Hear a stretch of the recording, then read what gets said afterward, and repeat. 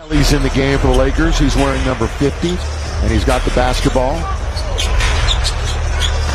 Connect, doubled up, and he still knocks it down. The merchandising sales to new sponsorships to television ratings absolutely going through the roof, to a tendency to sellouts at basketball games to all-star games where the record attendance both in person and on television. It is safe to say North America that the Cable and Clark effect has taken over the WNBA. At this point, let's begin by addressing the obvious. Caitlin Clark has transformed the On, but in ways no one could have predicted. Her rise isn't just a story of talent, it's a story of a league being revitalized by a single player stardom from television ratings to ticket sales. Clark has become the face of women's basketball, catapulting On board into the spotlight. Consider this: before Clark's arrival on the playoff, viewership barely scratched the surface of relevance to, but when Clark plays, arenas fill up and ratings soared. The Indiana Fever, a team that was once largely forgotten, led the league in attendance the season, both at home and on the road.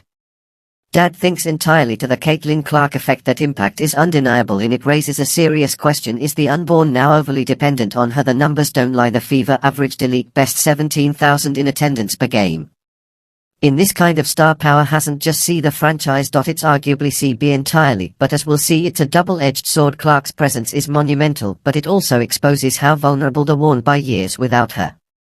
Let's take a deeper look at this in the next section. So why grown I would do a bunch of black girls more course that like oh Lego Marvel swear. That game I was that I hear yeah I ask why all she didn't do this foods or some other little white girls that was over here and they are in Colorado ever she didn't on the girls on routes from the SU. We don't want some dogs defending champion in sales airport. Him on only is my dope.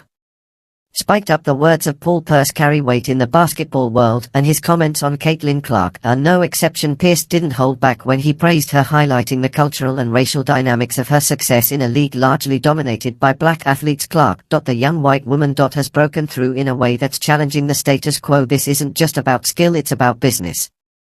Billy, Caitlin Clark isn't just good. She's transcendent. Pierce's culture box office in that's a term he doesn't throw around lately. It's a nod to how Clark has managed to dominate not just the court, but also the narrative surrounding lead. Her story isn't just one of great basketball, but one that intersects with cultural conversations about race, identity, and what it means to succeed in a predominantly black league. This raises questions though: is this a good thing for the On? Bars are problematic that Clark is receiving such singular attention in the league filled with talented players of color. Let's explore what others in the sports media world have to say about this dynamic. This woman as box office was she can play, and a carbon name innovator, what ultimately give all of those wonderful ladies for the wonderful work that they had done over so many years. It would have been validated even though it came to have can't do. It was hard. Alternately, it stood to benefit the collective whole, and rather than SOM out there the exact thing, and embracing that they were then it, and they tried to use the contribution of others who came before Caitlin Clark to just the idea of vitriolic instead of all of us. That what really was their objective and what really was their agenda is that they were then at the fact that this young lady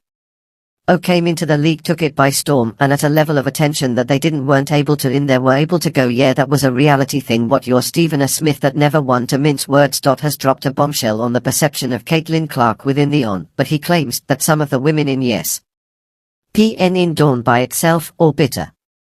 According to Stephen A., they resent Cork's meteoric rise because she's achieved something they never could. She has captured the hearts and minds of fans in a way that seems effortless, but make no mistake, it's built on hard work. There's a tension here, one that Stephen A. emphasizes with his usual fire. They hate her because they couldn't do with them so else. This speaks to a broader issue with and the challenge of supporting new talent when it arrives so spectacularly on the seat. Clark isn't just a star, she's a phenomenon in not everyone is happy about it. What in sports greatness isn't always sell way by everyone.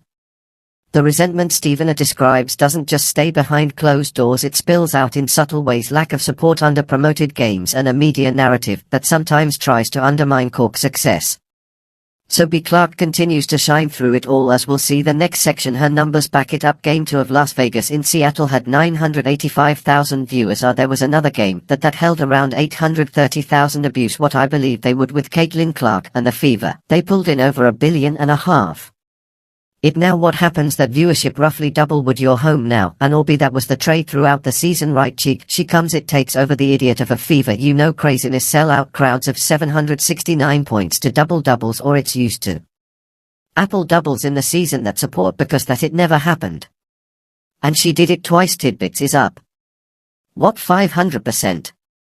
Compared to what some of these other ball games would have pulled.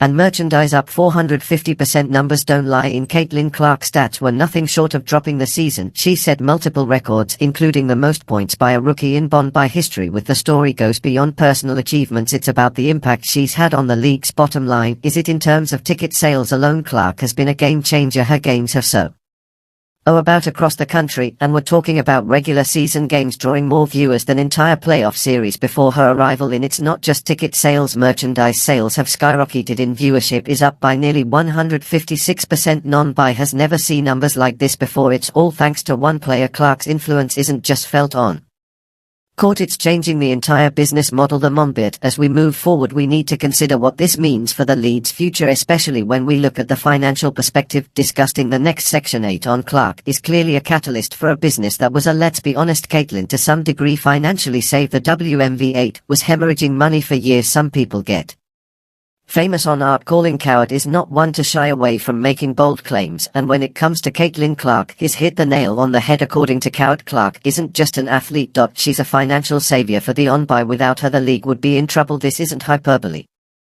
The on-but has been hemorrhaging money for years, struggling to stay relevant in a competitive world of professional sports. Clark's arrival has stopped the bleeding, at least temporarily. Sponsors, TV networks, and fans are all tuning in for Clark, making her the linchpin of league's building's financial structure together. However, as Coward warrants, putting all the financial burden on one player's risky. What happens when she's not playing? What happens when she has a bad game? This brings us to the crucial question: can the on-boss survive without Caitlin? Court that the Fever has been involved in 3 of the 4 TV games that have gone at 1.3 million average views this season, entering this past weekend.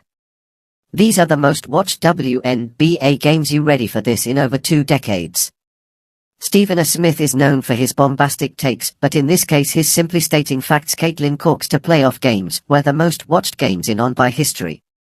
After she was eliminated, viewership plummeted. It's as if the league had turned off the lights and the party was over. So this reality paints a concerned picture, but on-by without Clark struggles to maintain the same level of excitement. The playoffs, a time when sports leagues traditionally see their highest numbers, are instead seen sharp declines. Or eat Stephen A.'s words ring true: without Clark nobody cares. This is a brutal indictment of the WNBA, his inability to build stars outside of Clark. It's not enough to have one star player. The league needs depth, otherwise they risk losing the fans Clark has brought to the gate. Let's dig deeper into this as we discuss the media's role in this dynamic.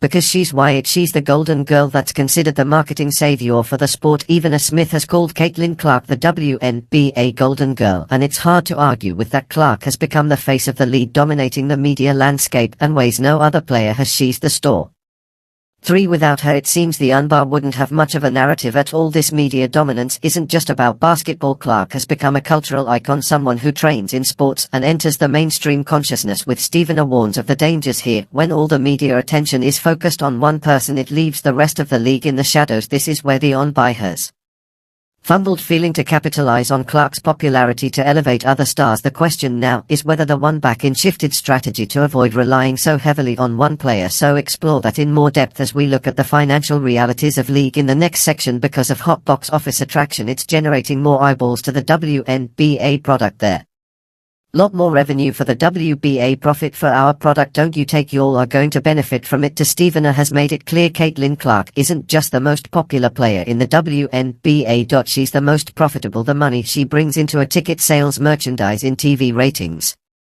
In fact, Stephen A. claims that she generate more revenue than the rest of the league combined. It's hard to argue with the numbers.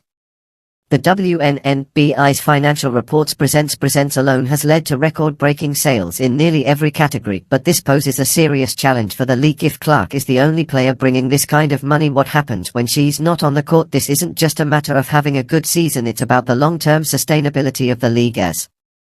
As we'll see in the next section, the on-buy is already feeling the effects of Clark's absence, and it's not looking good. WNBA ratings are embarrassing without Kate. 1 Clark 0 games have sold out, and the playoffs outside of Caitlin Clark, there was not a single game that eclipsed 500,000 viewers. Hell, they won't even close to do in that way.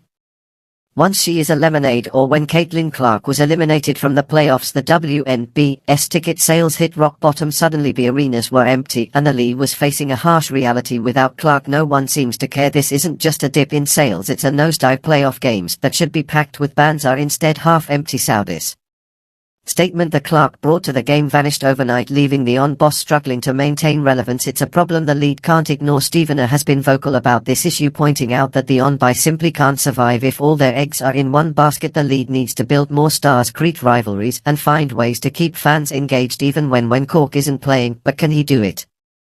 We'll discuss that in the next section of Kaylee. Clark is to quote-unquote save you if she's the guy who talk in the end up one bar. Find yourself a crossroads. Caitlin Clark has brought unprecedented attention and revenue to the league, but that success is exposed its vulnerabilities. The outcast the man by risks feeding back into obscurity. The league needs to act fast, building new stars, diversifying its revenue streams, in creating a product that keeps fans engaged even when his biggest star isn't playing.